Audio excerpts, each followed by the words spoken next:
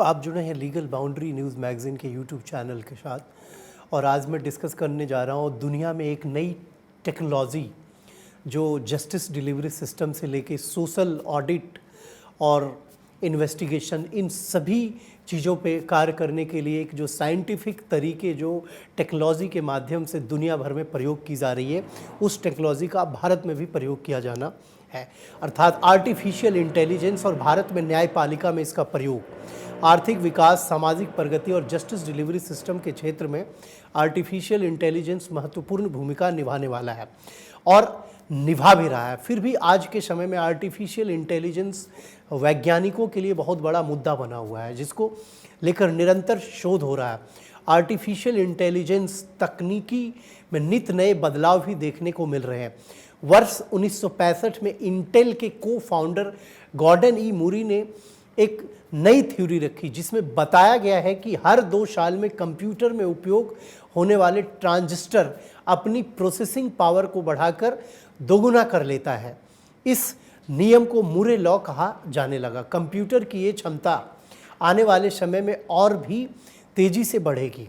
हाल ही में भारत सरकार ने आर्टिफिशियल इंटेलिजेंस AI मिशन पर नीति आयोग एवं इलेक्ट्रॉनिक्स और सूचना प्रौद्योगिकी मंत्रालय ministry of electronics and information technology के बीच आपसी मतभेद को हल करने हेतु एक समिति का गठन किया और आर्टिफिशियल इंटेलिजेंस पे काम करने के लिए एक समन्वय स्थापित करने को कहा। क्या है आर्टिफिशियल इंटेलिजेंस? इसके जरिए कंप्यूटर सिस्टम या रोबोटिक सिस्टम तैयार किया जाता है, जिसे उन्हीं तर्कों के आधार पर चलाने का प्रयास किया जाता है जिसके आधार पर मानव मस्तिष्क कार्य करता है। सरल शब्दों में कहें तो आर्टिफिशियल इंटेलिजेंस एक मशीन में सोचने, समझने और निर्णय लेने की क्षमता का विकास करना है। विभिन्न परिस्थितियों में बेहतर ढंग से सोच समझकर कार्य करने की क्षमता एक मशीन को देना आर्टिफिशियल इंटेलिजेंस कहलाता है। अब यह कार्य किसी भी रूप में हो सकता है, जैसे भाषा समझना, देखना, मूवी देखना, शतरंज खेलना या फिर गाड़ी चलाना ही क्यों ना। उदाहरण के लिए रजनीकांत की फिल्म रोबोट या हॉलीवुड की फिल्म स्टार वार आई। रोबोट, टर्मिनेटर, ब्लेड रनर जैसी फिल्मों को देख सकते हैं, जिसे आर्टिफिशियल इंटेलिजेंस के माध्यम से बनाई गई। आर्टिफिशियल इंटेलिजेंस कंप्यूटर द्वारा नियंत्रित रोबोटिक या फिर मनुष्य की तरह सोचने वाला सॉफ्टवेयर बनाने का एक तरीका है। यह इसके बारे में अध्ययन करता है कि मानव मस्तिष्क कैसे सोचता है और समस्या को हल करते समय कैसे सीखता है, कैसे निर्णय लेता है और कैसे काम करता है। आर्टिफिशियल इंटेलिजेंस वाला कंप्यूटर सिस्टम 1997 में, आपको याद होगा, शतरंज के महान खिलाड़ी रूस के गैरी कास्परोव को हरा चुका है। भारत में आर्टिफिशियल इंटेलिजेंस की संभावनाएं के बारे में नीति आयोग के CEO अमिताभ कांत के अनुसार आर्टिफिशियल इंटेलिजेंस देश में व्यवसाय करने के तरीकों को बदलने जा रही है। विशेष रूप से देश के सामाजिक और समावेशी कल्याण के लिए नवाचारों विशिष्ट रूप से प्रयोग होने वाले हैं। आर्टिफिशियल इंटेलिजेंस के सकारात्मक प्रभाव, फायदे और आर्टिफिशियल इंटेलिजेंस की सबसे बड़ी खूबी क्या है? मनुष्य की तरह सोचना तथा व्यवहार करना और तथ्यों को समझकर तर्क एवं विचारों पर अपनी प्रतिक्रिया देना। मशीनों का प्रयोग जटिल तथा सुदृढ़ करना।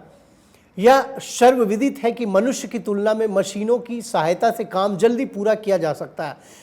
अब अदालतों में आर्टिफिशियल इंटेलिजेंस के माध्यम से कैसे केस निपटारे में एक फास्ट तरीके को अपनाया जाएगा। आर्टिफिशियल इंटेलिजेंस को बढ़ावा देकर न्यायालय का बोझ कम करने पर जोर दिया जा सकता है। एक उदाहरण के रूप में इसे ऐसे समझा जा सकता है कि अकेले नागपुर की एक अदालत में एक जज पर औसतन 2000 मामलों की सुनवाई की जिम्मेदारी है और जज लगभग 110 हैं। न्यायालय में मोटर एक्सीडेंट, नौकरी में वरिष्ठता, वेतनमान जैसे मामलों की बाढ़ है, जबकि इनमें तथ्य और फैसले एक जैसे ही होते हैं। यह जुडिशियल सिस्टम में बल्कि शुद्ध रूप से डेटा एनालिसिस का काम है। यहाँ टेक्नोलॉजी की मदद लेकर न्यायालयों का बोझ हल्का हो सकता है। जज अपनी ऊर्जा दूसरे मामलों में लगा सकता है।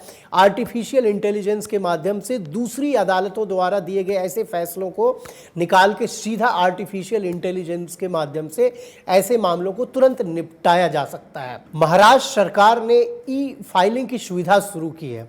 जैसे जमीन अधिग्रहण के मामलों में इसका अत्यंत महत्व है। ई-फाइलिंग घर से भी की जा सकती है। महाराष्ट्र सरकार के साथ अब लगभग देश भर की सभी अदालतों में ई-फाइलिंग की व्यवस्था खास करके कोरोना काल के बाद प्रारंभ की गई। केंद्रीय मंत्री किरण रिजिजू ने न्यायपालिका में तकनीकी सुधार के लिए सरकार के ई कोर्ट प्रोजेक्ट का दूसरा चरण शुरू किया, जिसमें मशीन लर्निंग और आर्टिफिशियल इंटेलिजेंस को शामिल किया गया। सर्वोच्च न्यायालय की आर्टिफिशियल इंटेलिजेंस समिति ने लीगल रिसर्च की प्रक्रिया को आसान बनाने पर काम करना प्रारंभ कर दिया है और अदालतों में अंग्रेजी के फैसलों को और अंग्रेजी में डिलीवर किए गए जजमेंट्स को हिंदी में ट्रांसलेट करने की व्यवस्था की गई।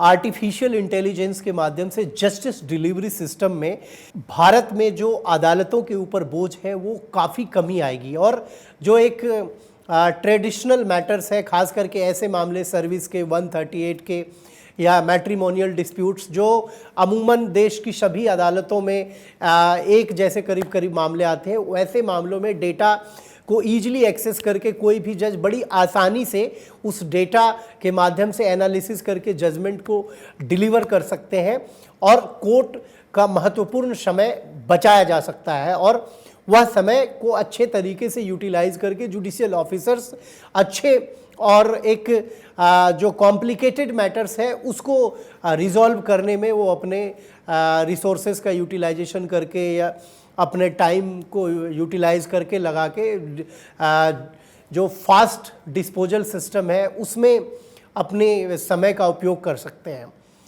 आप लीगल बाउंड्री न्यूज़ मैगज़ीन के यूट्यूब चैनल के साथ जुड़े रहें, लाइक करें, सब्सक्राइब करें। धन्यवाद। अगले अंक में मैं कुछ और नई और ऐसे विषयों पर आपके साथ आऊँगा जो अभी जुडिशियल सिस्टम या पूरे वर्ल्ड वाइड जो जुडिशियल प्रोसेस में अडॉप्ट किए जा रहे हैं या नई जो जजमेंट्स आती है हाई कोर्ट्स और सुप्रीम कोर्ट की या कुछ ऐसे जजमेंट आते हैं डिस्ट्रिक्ट कोर्ट्स के, मैं उस पर डिस्कस करता हूँ। धन्यवाद।